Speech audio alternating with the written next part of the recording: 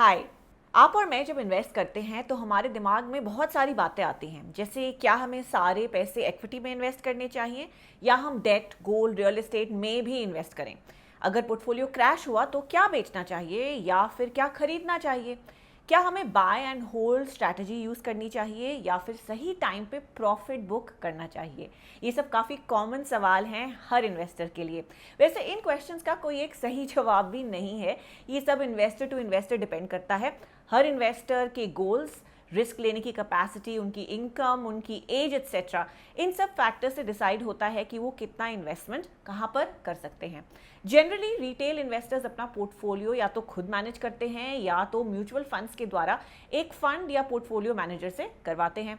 Portfolio या fund managers हमारे financial goals, risk लेने की कैपेसिटी, एज और बाकी सब फैक्टर्स को देखकर हमारा पोर्टफोलियो मैनेज करते हैं। पर क्या आपने कभी ये सोचा है कि ये मैनेजर्स अपने पैसे कैसे इन्वेस्ट करते हैं? आज के वीडियो में हम आपको यही बताने वाले हैं। लाइव मिट ने रिसेंटली सौरभ मुखर्जी के साथ एक इंटरव्यू किया था और उस इंटरव्यू में उनके इन्वेस्टमेंट स्टाइल को डिस्कस किया गया था। इस वीडियो में भी हम उनके इन्वेस्टमेंट स्टाइल को बारीकी से समझने वाले हैं। Saurabh Mukherjee Marcellus investment managers के फाउंडर और चीफ इन्वेस्टमेंट ऑफिसर हैं। सौरभ ने लंदन स्कूल ऑफ इकोनॉमिक्स से बीएससी इन इकोनॉमिक्स की है और फिर वहीं से अपनी एमएससी इन इकोनॉमिक्स भी कंप्लीट की है। इंडिया में इन्हें लीडिंग इक्विटी स्ट्रैटेजिस्ट रेट किया गया था 2015, 16 और 17 में। मार्सेलस इन्वेस्टमेंट मैनेजर सेटअप करने से पहले वो एम्बिट कैपिटल के सीईओ रह चुके हैं। तो साफ बात है कि इक्विटीज की दुनिया में सौरभ बहुत क्वालिफाइड और एक्सपीरियंस्ड माने जाते हैं। तो चलिए अब जानते हैं कि सौरभ मुखर्जी अपने पैसे कैसे इन्वेस्ट करते हैं। सबसे पहले बात करते हैं उनके करंट एसेट मिक्स की। उन्होंने ये बताया कि वो अपना 90% पैसा इक्विटी में लगाते हैं और 10% डेट इंस्ट्रूमेंट्स में। वो अपना पैसा गोल्ड, रियल एस्टेट या दूसरे इन्वेस्टमेंट ऑप्शंस में नहीं लगाते। 90% इक्विटी में से 20% उनका जो एक्सपोजर है वो इंटरनेशनल इक्विटी का है। जब उनसे पूछा गया कि वो गोल्ड में इन्वेस्ट क्यों नहीं करते तो उन्होंने कहा कि उन्हें कोई लॉजिक नहीं दिखता गोल्ड में इन्वेस्ट करने का। उनके हिसाब से गोल्ड इक्विटी जितना ही वॉलेटाइल है और उससे कम रिटर्न्स देता है। इसका मतलब कि इक्विटी जितना रिस्क लेकिन रिटर्न्स इक्विटी से कम। पिछले साल उनके पोर्टफोलियो में इक्विटी इन्वेस्टमेंट अराउंड 20% ऊपर था और डेट इन्वेस्टमेंट अराउंड 4%। पर क्या ये सभी इन्वेस्टर्स के लिए सही है? नहीं। ये पोर्टफोलियो बहुत अग्रेसिव है। इसका मतलब सौरभ रिस्क लेने को तैयार हैं। इसके अलावा उनका एक्सपोजर इक्विटी में बहुत ज़्यादा है जो सभी इन्वेस्टर के लिए सही नहीं माना जाएगा। एक सही एसेट एलोकेशन के लिए सबसे पहले इन्वेस्टर्स को अपनी रिस्क कैपेसिटी, एज, उनके फ्यूचर गोल्स और नीड्स को ध्यान में रखना चाहिए। उसके बाद एक प्रॉपर एलोकेशन स्ट्रैटेजी बनानी चाहिए। एसेट एलोकेशन के लिए कोई one size fits all rule नहीं होता। अब आगे बात करते हैं इन्वेस्टमेंट टेन्योर की। जब सौरभ से पूछा गया कि क्या वो अपनी इक्विटी पोर्टफोलियो में मार्केट सेगमेंट्स के बीच में शिफ्ट करते हैं, यानी कि मिड कैप से स्मॉल कैप या फिर लार्ज कैप से मिड कैप एक्सेट्रा, तो उन्होंने मना करते हुए कहा कि वो अपने लिए और मार्सेलस के पोर्टफोलियो के लिए क्लीन और वेल मैनेज्ड कंपनी सिलेक्ट करते हैं, चाहे वो किसी भी सेक्टर में हो, स्मॉल कैप हो या लार्ज कैप। इसमें वो जनरली इन्वेस्ट करते हैं अगले 10 साल के लिए, यानी कि वो एक लॉन्ग टर्म व्यू लेते हैं। इसके अलावा जब उनसे पूछा गया कि क्या उन्होंने 2021 की मार्केट रैली में प्रॉफिट्स बुक किए थे, तो उन्होंने कहा कि एक फ्लैट जिसमें वो और उनकी वाइफ रहते हैं उसे खरीदने के अलावा उन्होंने कभी भी स्टॉक्स नहीं सेल किए हैं।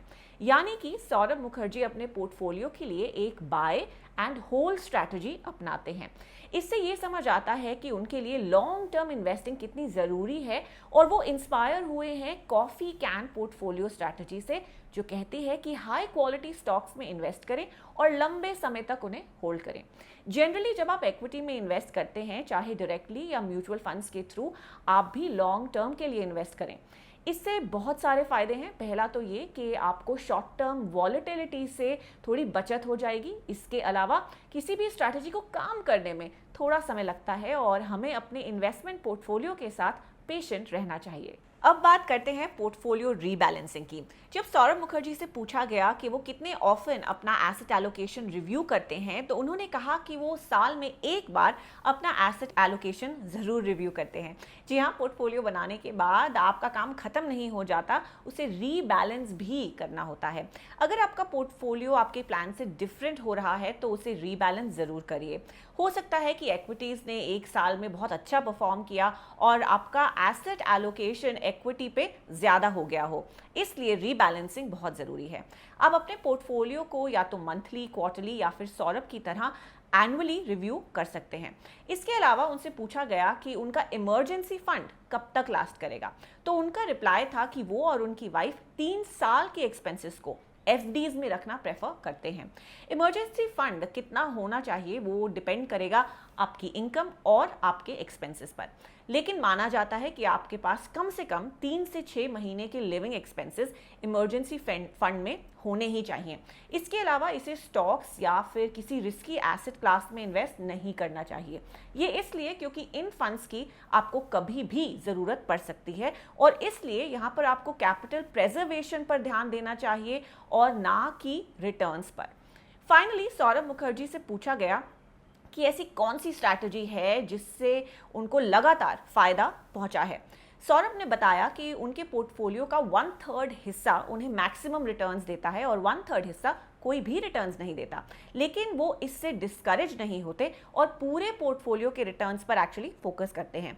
यहाँ से हमें ये सीखने को मिलता है कि ज़रूरी नहीं कि आपके सारे बेट्स हमेशा काम करें। आपके ज़्यादातर बेट्स काम नहीं करेंगे, लेकिन जो बेट्स काम करेंगे वो आपके पोर्टफोलियो की वैल्यू को बढ़ाएंगे।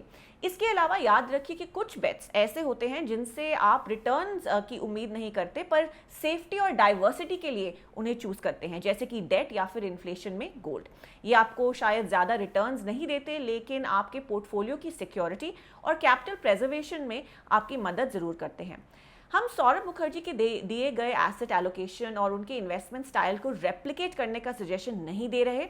पर्सनल फाइनेंस इंडिविजुअल स्पेसिफिक होता है, it varies from person to person, लेकिन फिर भी हम सौरभ मुखर्जी के इन्वेस्टमेंट स्टाइल से काफ़ी कुछ सीख सकते हैं। हम आपको ये बताना चाहेंगे कि ग्रो का टेलीग्राम पर भी एक चैनल है जहां आप मार्केट के लेटेस्ट अपडेट्स, इंटरेस्टिंग ब्लॉग्स और न्यूज़ के बारे में जान सकते हैं। टेलीग्राम चैनल का लिंक हमने इस वीडियो के डिस्क्रिप्शन में डाल दिया है, तो आप उसे भी ज़रूर ज्वाइन करें। मार्केट के बारे में लेटेस्ट अपडेट्स के लिए ग्रो के चैनल को सब्सक्राइब करना मत भूलिए। मैं हूँ Radhika Bajaj, thanks for joining me.